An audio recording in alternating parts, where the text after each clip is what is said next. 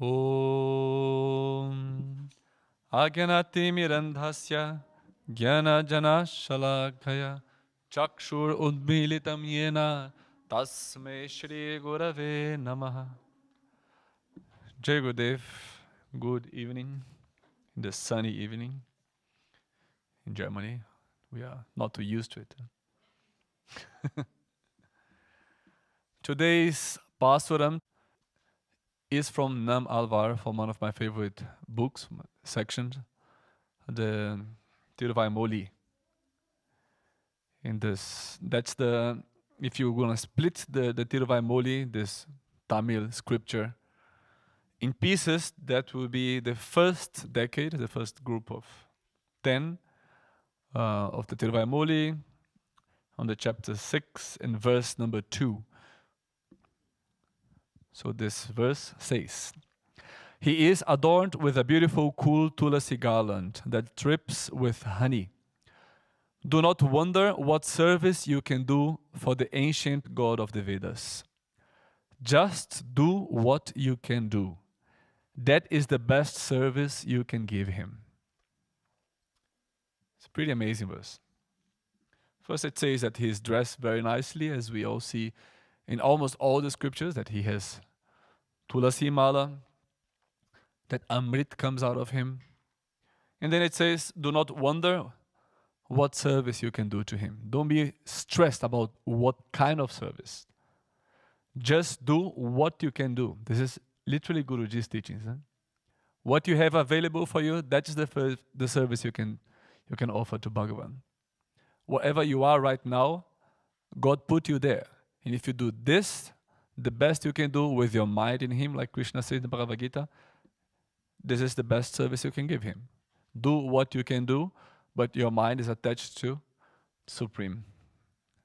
Not attached to the results of your actions, like in 247 Bhagavad Gita. Not attached to the results of your actions, but attached to his feet. If you do whatever you do for him, this is perfect. This is the perfect action. This is Karma Sannyas Yoga. So I will connect this with something very special that happened to me on that day, today, May 9th, 9 years ago.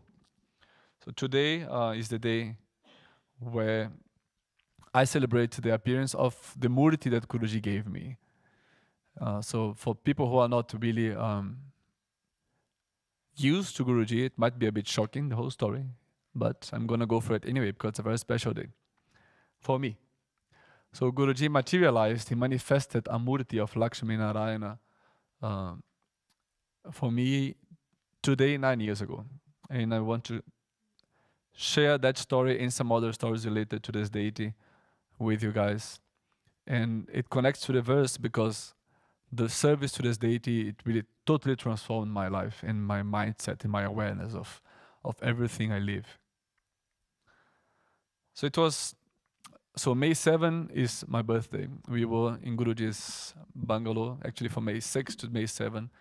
It turned midnight back in 2015, and Pankaj said, "Happy birthday, Aaradhaka." It was not my name back then, Aaradhaka, but let's say. He said, "Happy birthday."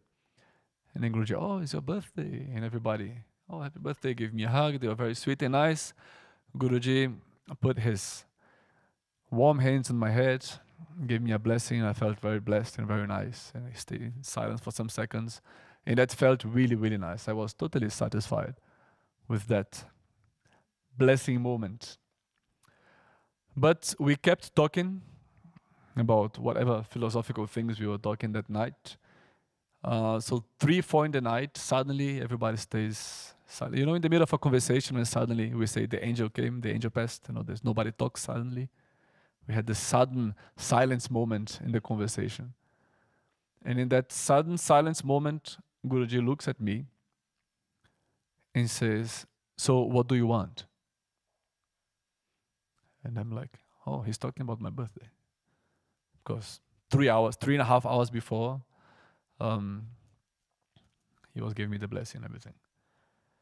So I realized that that person that I know that can give me everything is asking me what I want. So I have to think properly and choose my words wisely. No, not say, oh, Guruji, I want that watch, or I want a new mobile phone. No, I need to think properly what I answer that in that moment. So I had like many thoughts in some seconds, and one thing felt proper. So I told Guruji, I want to realize who I really am in essence, so that I can love you and serve you properly. So that was my line of thinking. Like, give me the realization of what I am in essence, so that I know my relationship to you, and then I'm gonna love you for real and serve you for real. Because I'm gonna know cosmically what is our relationship, what's the relationship between the guru and the disciple. Mainly for us who have cosmic, like mystical experience with Guruji. So I was explained to me, like, give me this experience. But those was my words. Like, I want to know who I really am, so I can love you and serve you properly. And Guruji again make some blessing hands like this, and he said, "So be it." Wow, he blessed me for realization. And that was it. Next day, Lakshmi Yagna started. It was actually the first Lakshmi Yagna, because before it was Bhudevi Yagna. 2015 was the first Lakshmi Yagna we did. So on the 8th, Lakshmi Yagna started. No, sorry, on the 9th, Lakshmi Yagna started. 2 days later. And in the night, between the 2 days of Lakshmi Yagna, I was very tired. We had very long kirtan. I remember Guruji was singing Jaya Madhava Madana Murari, dancing. And after this long day of Yagna, my brain really shut down. So I was again in Guruji's house at night. I just sat on the floor with my back to the wall, and I was so tired that I could not even think about anything. I just was there. And I heard Guruji calling me from the room. So I went to the room. It's like 10 meters, 20 meters away, I don't know. I went to the room, and Guruji was in a weird mood. He was like saying, like, I'm always giving myself to everybody, but people don't recognize it. They don't value it. He was saying things like this. And I was just sitting on the floor and listening and feeling. I was also analyzing the ungratefulness inside of me, like what is actually the work of the heavy duty that the guru has on himself, and thousands of people constantly harassing him, asking for stuff, and he's taking so much upon himself. So he was telling me this, and I was feeling heavy also then. At certain point, he sat on his bed, I'm on the floor, and then he asked me the same question again after 2 days. He says, "So, what do you want?" And I'm confused now, because I made the same question. He asked me the same 2 days before. I gave him an answer. He kind of gave me a blessing. I'm thinking, why he's asking the same again? And then I was thinking, what can I do different now? I asked before for realization, which is something that I know only in theory. So I'm asking for something that I don't even know what it is. So let me think what I know actually. What is the best thing that I know? Yeah. So the best thing that I know is just to be close to him, physically serving him. That's the best version of Aaradhaka exists in this moment. When I'm close to Guruji, serving him physically, that's the best version of Aaradhaka. Every other version of Aaradhaka is not that nice. So I asked Guruji. I told him, I just want to serve you. That's all. That's the best thing that I know in this life. The moment I said that, his face changed. He sat upright like this. His spine went straight. And he started to feel pain in his chest. You guys heard this kind of stories a couple of times by now. He started to feel pain in his chest and make this noise, pain sound. Then he took my hand. He put my hand over his hand. And so it was his hand, my hand, and his other hand on top. And through his hand, I could feel his heart beating. Through his hands. And it was beating so fast, like really fast, like not human. And many of you know I had I had a daughter that passed away because of heart issues years ago. And so I became kind of a heart specialist, you know. So like, that is way too fast for a heart to beat. I was afraid Guruji would have something there. It's way too fast. Like, even for a children, baby heart is much faster than adult heart. And even for a baby heart, it's way too fast. And I was feeling it through his hands.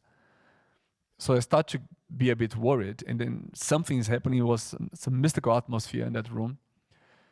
And something started to push against his hands. It pushed once, twice. Like 4 or 5 times, something pushed against our hands. And after like the 4th or 5th time, he put his hands under his robe and took this deity of Lakshmi Narayana, who was here for the morning prayer, saw the deity there beautifully today. And took the deity of Lakshmi Narayana and he said, so, you wanted to serve me. I'm giving myself to you, serve me every day. And it was a very beautiful Lakshmi Narayana sitting on Adishesh with Brahma coming out of Narayana's navel. Usually it comes really like Padmanabha from the navel itself. In my deity, it comes from the same chakra, let's say, but from the back of Narayana. So the lotus comes from the back, and then Brahma sits on the lotus. And Narayana has 4 arms, not like this one here with 2 arms. Like Lord Ranganatha has 2 arms, right? But he has 4 arms. He has Shankha Chakra, Padma, but not the Gada. The right hand is just blessing. You know, Venkateshwar also has the right hand for blessing, not with the Gada. And Prabhuji also, but his hands is resting down like this. Lakshmi pressing his feet, and she sits very beautifully, like with a half meditation, like 1 foot to the back, 1 foot to the side. Amazing details.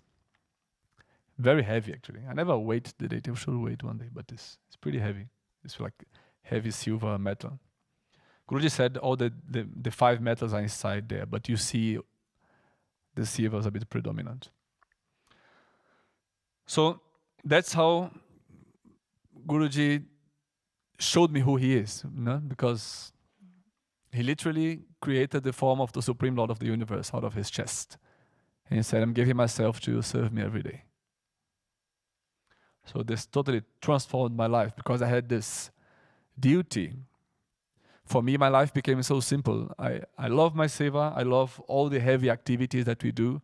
But deep in my mind, I know if I do this with love, my life is okay. I cannot, like nothing's going to go very wrong if I keep my daily service to him, to that piece of Guruji's heart, which is literally materialized in front of me. So that was a gigantic shift on my trust, on my relationship to God, because I knew I have this little task that will keep me forever attached to him, forever together with him. And then there's some little experiences with Prabhu that I'm going to share with you. I'll try not to make it too long. It's not going to be too long, actually. So Guruji manifested Prabhu in 2015. In 2017, I remember I was sleeping and I had a very strong dream that night where Guruji came to my room in the dream and he sat in front of the deity and he told me, with his back to me, he was looking at the deity in the dream, and he told me, you should serve him 3 times a day. And I was like, I woke up in the night, wrote down, slept again. Next day, I was a little bit angry with Guruji, thinking Guruji is actually in the ashram on that day. He could have told me directly, because Guruji has this ability of going to the dream of people and giving messages. But you don't need to do it via dream if you are here. No, you can tell me. So next day I approached Guruji and he said, Guruji, you came to my dream and told me to serve Guruji, to serve Prabhu 3 times a day. Because I'm doing puja, abhishekam like once a day. So Guruji smiled at me and said, yes, he's longing for your service. So sweet, the words. He's longing for your service. Then he told me not 3 times abhishekam. So in the morning I do a arati with some mantras, and I change the water and prepare him for Abhishekam, and then later Abhishekam. And before closing, I do another puja before sleep and put him to sleep. So that's the 3 services, like wake up, Abhishek, and Share Arati, basically, with puja. So that's interesting how Guruji come to the dreams and give this kind of message, and deepens our relationship to Bhagavan, to God, to himself ultimately. Another story was in 2018. I made a pretty heavy mistake in my life, and I was very sad. And Guruji was angry with me, so he was not talking to me really for some long time, and I was not seeing him for weeks. And then I was pretty depressed, crying on my bed. And I had, so when I'm like in some, let's say, life challenging moments, I have this urge of writing poetry. When life is good, normally I don't write. But when things are a bit tough, and then I start writing poetry and become very artistic. So I was laying on the bed crying, and I had this idea, this impulse to write a poetry. The impulse was like, Guruji, life is too hard. Like Prabhuji, you gave me, he came out of your heart. I was asking him, can I make the way the opposite way? Like he came out of your heart, can I just go inside of your heart and hide from this life? And I make the opposite way from Prabhu. I go inside there and I hide from this life because this life is too hard. I don't want this life.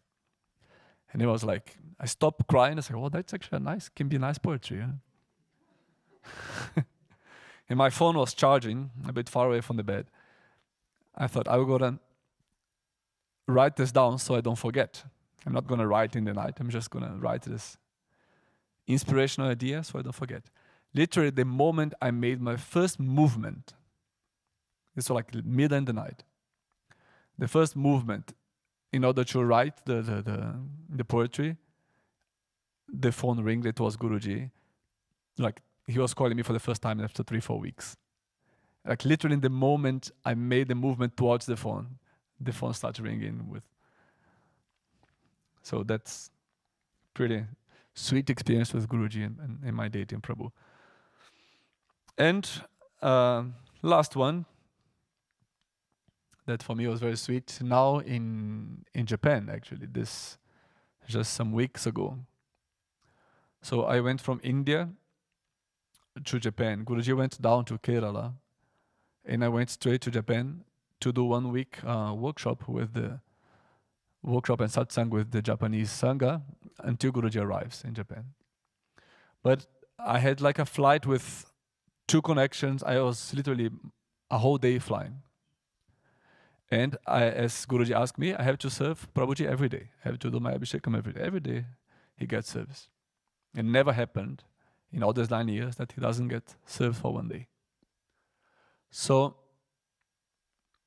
the flight was very long and tiring, and then the last flight from Tokyo to Nagasaki, I could not board. Because there was a mistake in the Indian airport. They wrote me, your suitcase is going to go until the end, until Nagasaki. But actually, I had to go through customs with my suitcase already when I reached Tokyo and check in for a domestic flight. So I got the wrong information in Delhi from the company. So I just walked through without my suitcase.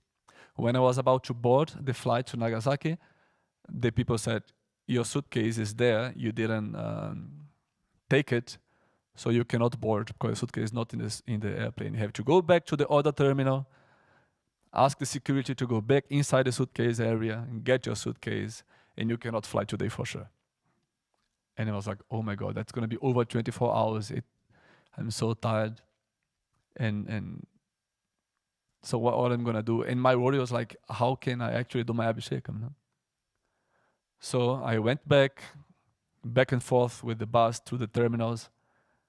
And I think, okay, I have to find a place to sleep. I have like the next flight to be 8 in the morning. It's now like 11 in the night. I need to find a place to sleep or to shower and to serve my dating. So I went to the hotel in the airport.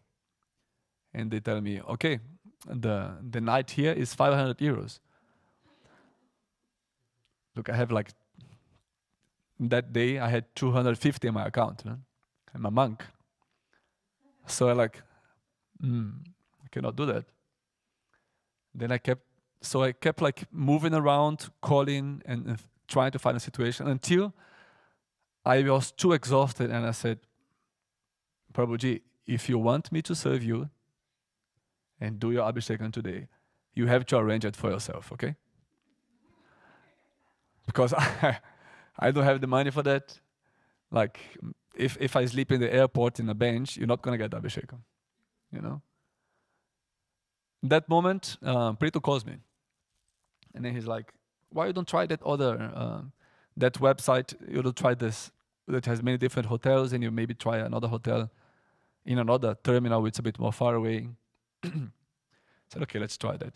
So there was a new list of hotels because of Prito's idea. And I tried to do the booking online. There was a good price. I could maybe pay, but online, for some reason, it was not working. So I actually go to the actual hotel in the other terminal. I took this bus between terminals like 5 times with all the suitcases, you know. I was so exhausted after like 20 hours flying, you know, and lay off in Bangkok and whatever. And then I reached the airport, and the guy said, oh, actually we have this room which is only like 100 something euros. And then suddenly, like, it was like a room which I actually could without any problem afford. And I said, Prabhuji, like, you organize it, you know? And I literally did the abhishekam to him for like 5 minutes before midnight.